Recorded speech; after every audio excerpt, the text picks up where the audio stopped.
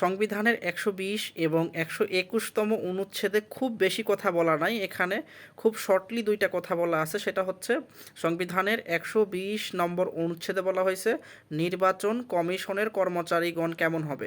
এক্ষেত্রে নির্বাচন কমিশন যে ধরনের কর্মচারী উপযুক্ত বলে মনে করবেন সেই ধরনের কর্মচারীর জন্য রাষ্ট্রপতির কাছে অনুরোধ করবেন, এবং রাষ্ট্রপতি যেই ধরনের নির্বাচন যেই ধরনের কর্মচারী প্রয়োজন একটা নির্বাচন সুষ্ঠুভাবে পরিচালনা করার জন্য সেই ধরনের কর্মচারীকে নিয়োগ দিবে।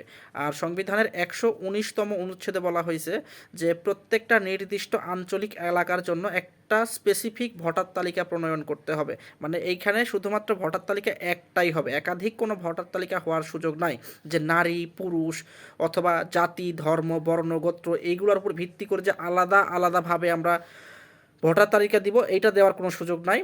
একটা নির্দিষ্ট অঞ্চলের জন্য ভোটার তালিকা হবে হচ্ছে নির্দিষ্ট।